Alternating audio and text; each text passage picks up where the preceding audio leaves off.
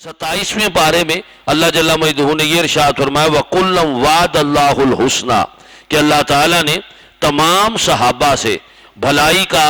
इरादा फरमा लिया। मुराद ये है कि जन्नत का उनसे वादा फरमा लिया है। तो जो सहाबी हैं वो यकीनन रहमत दो आलम सल्लल्लाहु अलैहि वसल्लम की बरकत से और आपकी कुर्बत की वजह से और आपके फैज़ान और फैज़ की वजह से अल्लाह ताला उनको जन्नत में जगह अता फरमाएगा। हुजूर अलैहि सलातो सलाम के फरामीन शान सहाबा में इमाम बुखारी ने, इमाम मुस्लिम ने, साहिब मिशकात ने और दीगर मुहद्दिसीन ने इन अहादीस को नकल किया है। हजरत इमरान बिन हुसैन रदी अल्लाह तआला अन्हु रिवायत फरमाते हैं कि सरकार दो आलम सल्लल्लाहु अलैहि वसल्लम ने इरशाद फरमाया मेरी उम्मत में बेहतरीन ज़माना मेरा है, फिर उनके साथ वालों का, फिर उनके साथ वालों का, यानी फरमाया सबसे बेहतरीन ज़माना मेरा। तो हुजूर के ज़माने में इमामुल अंबिया के साथ आपके सहाबा भी मौजूद है, तो सहाबा का जो ज़माना है वो बेहतरीन है।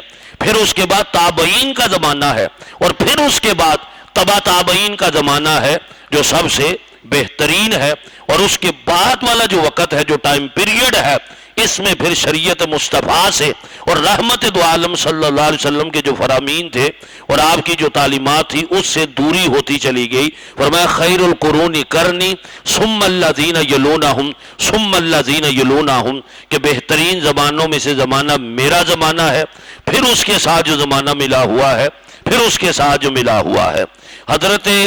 अबू बरदा रज़ी अल्लाह तआला अन्हु से एक रिवायत है कि रहमत दो आलम सल्लल्लाहु अलैहि वसल्लम ने अपने सहाबा के बारे में इरशाद फरमाया सितारे आसमान के लिए अमन का बाइस हैं।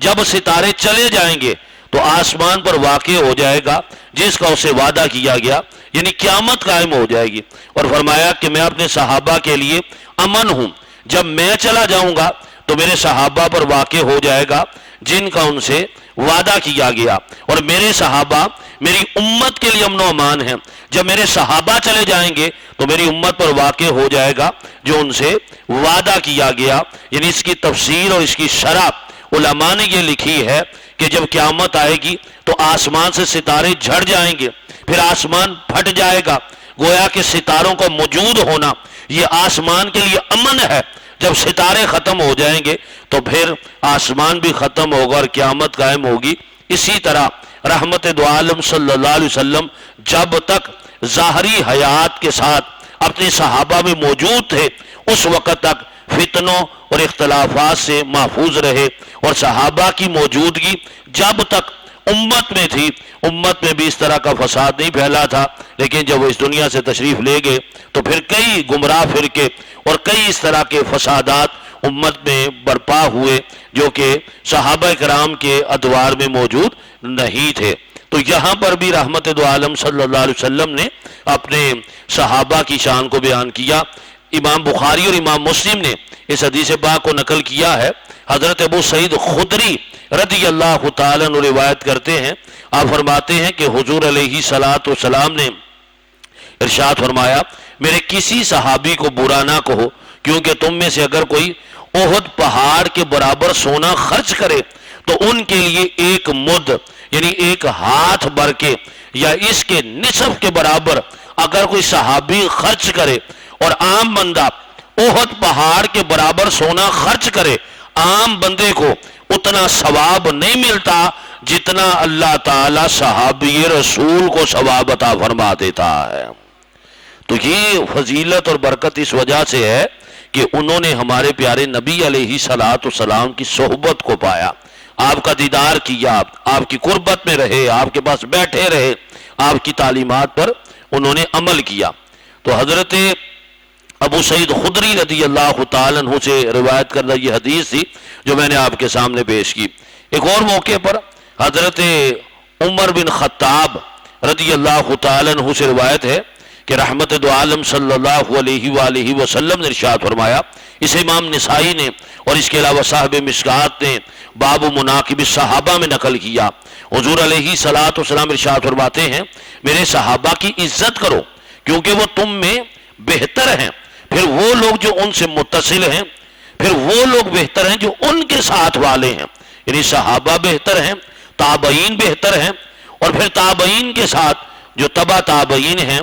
ان کے بہتر ہونے کے بارے میں بھی رحمت دو عالم صلی اللہ علیہ وآلہ وسلم نے ارشاد فرمایا۔ ایک اور بہت بڑی فضیلت جو کہ صحابہ کے لیے اور اس کے علاوہ جو تابعین ہیں ان کی یہ فضیلت موجود ہے، جو حضور علیہ صلاۃ والسلام نے ارشاد فرمائی۔ آپ علیہ صلاۃ والسلام نے ارشاد فرمایا، حضرت جابر رضی اللہ تعالیٰ عنہ اس کو روایت کرتے ہیں کہ رحمت دو عالم صلی اللہ علیہ وسلم نے فرمایا، اس مسلمان کو آگ نہیں چھوئے گی جس نے مجھے دیکھا یا میرے دیکھنے والے کو دیکھا، یعنی جس نے میری زیارت کی یا میرے صحابہ میں سے کسی صحابہ کی زیارت کی ہے، اسے فضیلت یہ ملے گی کہ اللہ تعالیٰ اسے جہنم سے بچا کر ہمیشہ کے لیے اپنی جنت میں داخل فرما دے گا۔ تو یہ فضیلت حضرات صحابہ کی بار کے لیے ہے،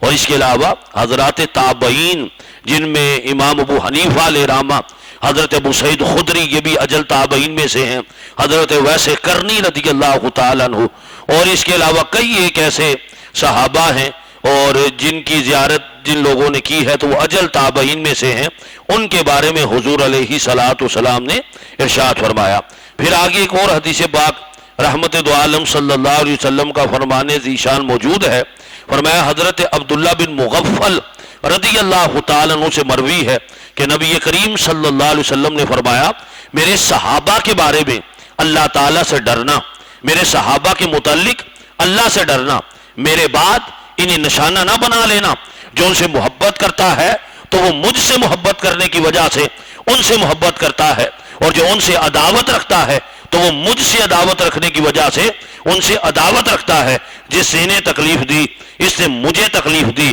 اور جس سے مجھے تکلیف دی اس نے اللہ تعالیٰ کو تکلیف دی، اور جس نے اللہ تعالیٰ کو تکلیف دی تو قریب ہے کہ اللہ تعالیٰ اسے پکڑے اور ایسے بندے کو جہنم میں داخل کر دیا جائے۔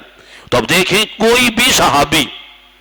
جو رحمت دو عالم صلی اللہ علیہ وسلم کا جس نے دیدار کیا، اس کے بارے میں زبان سے کبھی ایسا لفظ نہیں نکالنا چاہیے جو ان کی شان میں کمی کا باعث بنے، جو ان کی گستاخی کنسیڈر کی جائے، جو ان کی شان کے لائق نہ ہو۔ تاریخی معاملات کو دیکھتے ہوئے اصحاب کبار کے بارے میں کسی کو بھی اس طرح کی نازیبا گفتگو ان کے بارے میں نہیں کرنی چاہیے۔ ہم پر تو اللہ تعالیٰ کا بڑا کرم ہے کہ ہم رحمت دو عالم صلی اللہ علیہ وسلم کا بھی ادب کرتے ہیں، اور آپ سے نسبت رکھنے والی ہر چیز کا جو حضور علیہ صلاۃ والسلام کے اہل بیت طہار ہیں، یقیناً ہر مسلمان ان کا بھی ادب کرتا ہے۔ تو اسی طرح اصحاب کبار کا ادب کرنا بھی ہر بندے پر لازم ہے۔ اگر کوئی ایسا کرے گا کہ حضور علیہ صلاۃ والسلام کے صحابہ کے بارے میں زبان درازی کرے گا تو اس کے بارے میں وعید، یہ جو حدیث پاک میں نے آپ کے سامنے ذکر کی ہے، اسے بھی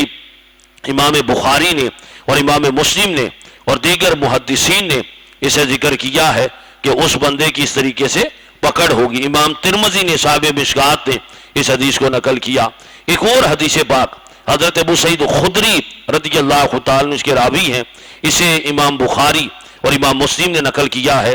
آپ علیہ صلاۃ والسلام نے فرمایا، لوگوں پر ایک زمانہ آئے گا کہ ایک جماعت جہاد کے لیے نکلے گی تو لوگ کہیں گے، کیا تم میں رسول اللہ صلی اللہ علیہ وآلہ وسلم کا کوئی صحابی ہے؟ جواب ملے گا ہاں۔ تو فرمایا کہ اس صحابی کی برکت سے اس ساری جماعت کو فتح نصیب ہوگی۔ پھر لوگوں پر ایک زمانہ آئے گا کہ ایک جماعت جہاد کرنے کے لیے نکلے گی تو ان سے پوچھا جائے گا کہ تم میں سے کوئی ایسا شخص ہے جو نبی علیہ صلاۃ والسلام کے صحابی کا ساتھی ہو، یعنی تابعی ہو؟ جواب ملے گا ہاں۔ پھر انہیں فتح دے دی جائے گی۔ پھر لوگوں پر ایک ایسا زمانہ آئے گا کہ ایک جماعت جہاد کرے گی تو کہا جائے گا، کیا تم میں صحابہ کے ساتھی کا کوئی ساتھی ہے؟ جواب ملے گا ہاں۔ پس انہیں بھی فتح دے دی جائے گی۔ تو دیکھیں، حضور علیہ صلاۃ والسلام سے نسبت رکھنے والے جو احباب ہیں، جو اصحاب ہیں، اور پھر ان سے جو نسبت رکھنے والے تابعین ہیں، اور پھر ان سے جو نسبت رکھنے والے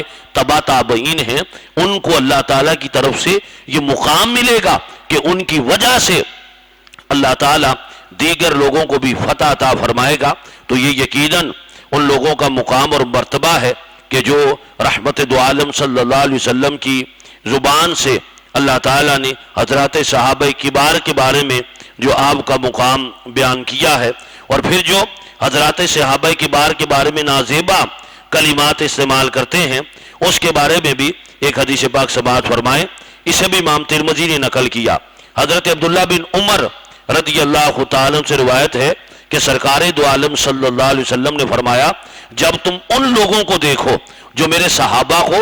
برا کہتے ہو تو تم کہو تمہارے سر پر اللہ کی لعنت، یعنی ایسے لوگوں سے بچنا چاہیے، ان کے پاس نہیں بیٹھنا چاہیے، ان کی قربت نہیں اختیار کرنی چاہیے جو رحمت دو عالم صلی اللہ علیہ وسلم کے ان صحابہ کے بارے میں کلام کریں جنہوں نے فقط اپنا مال قربان نہیں کیا، اپنی اولادوں کو بھی راہ خدا میں قربان کیا، اپنی جانوں کے نذرانے بھی انہوں نے پیش کیے۔ میرے نبی علیہ الصلوۃ والسلام نے جب خطبہ آخری خطبہ حجۃ الوداع ارشاد فرمایا تھا، تاریخ کی کتابیں اٹھا کر دیکھیں، اس وقت سامنے اس خطبے کو سماعت کرنے والے 1,14,000، بعض نے کہا 1,24,000 صحابہ کبار موجود تھے، لیکن آج جنت البقیع میں فقط 10,000 صحابہ کرام کی قبور موجود ہیں۔ بقیہ صحابہ کہاں پر گئے؟ 1,14,000 یا 1,04,000 تو علماء نے لکھا کہ رحمت دو عالم صلی اللہ علیہ وسلم نے ان کو دین اسلام کی اشاعت کے لیے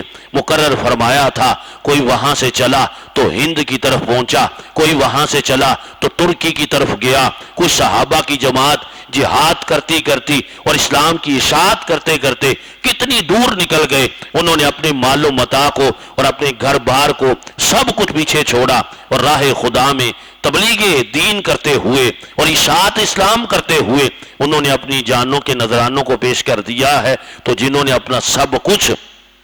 ہمارے نبی علیہ الصلوۃ والسلام کی ذات پر قربان کیا ہو، بعد میں آنے والوں کو یہ تو حق کسی صورت میں نہیں پہنچتا کہ ان نفوس قدسیہ کے بارے میں ایسا کلام کیا جائے کہ جن کی برکت سے یہ دین پھیلا بھی اور ہم تک جو دینی تعلیمات ہیں انہی اصحاب کی بات اور انہی اہل بیت اطہار کی وجہ سے ہم تک پہنچی ہے۔ تو کوشش یہ کرنی ہے کہ ہمیں اہل بیت کا بھی سچا محب بننا ہے، حضور علیہ الصلوۃ والسلام کے اصحاب کی بار کا سچا محب بھی بننا ہے، ان کا ادب بھی کرنا ہے اور ان کی تعلیمات پر عمل پیرا بھی ہونا ہے۔ اللہ تعالی ہم سب کو ہمیشہ صحابہ کی بار کا با ادب رہنے کی توفیق عطا فرمائے۔